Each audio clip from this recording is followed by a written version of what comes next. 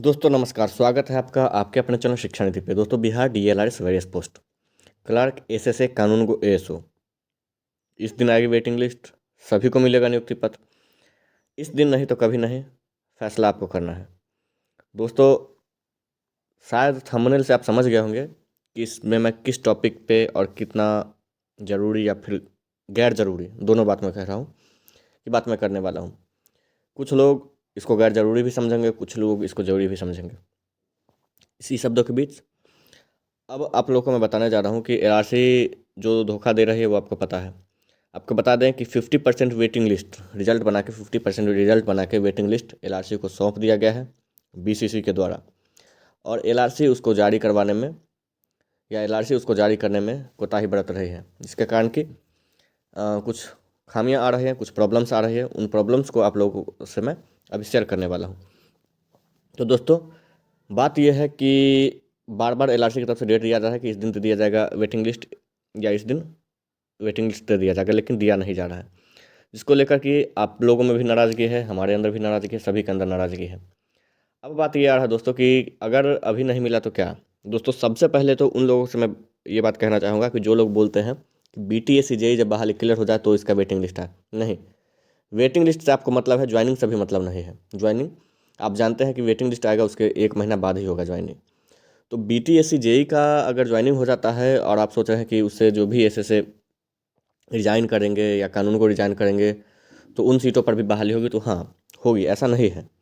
लेकिन waiting list तो प्रावधान 50% का ही। आपको पता है कि 50 की जगह 51% तो देगा नहीं। अगर सीट 5,000 भी खाली हो जाती है तो वो भी फिर भी वो 4,000 पे ही ज्वाइनिंग लेगा, उससे ज़्यादा पे नहीं ले सकता।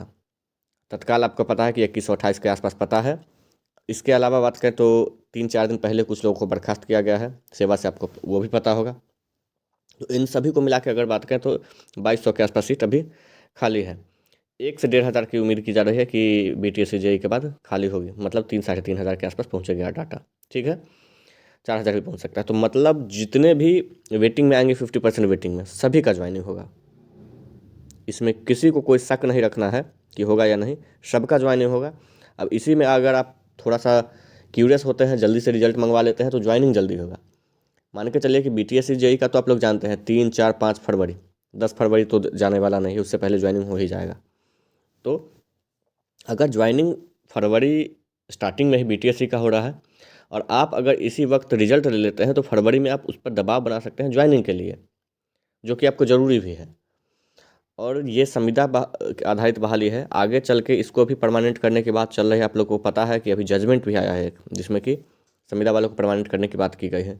तो कई प्रावधान है आपके, और सैलरी बढ़ेगी वो भी आपको पता है।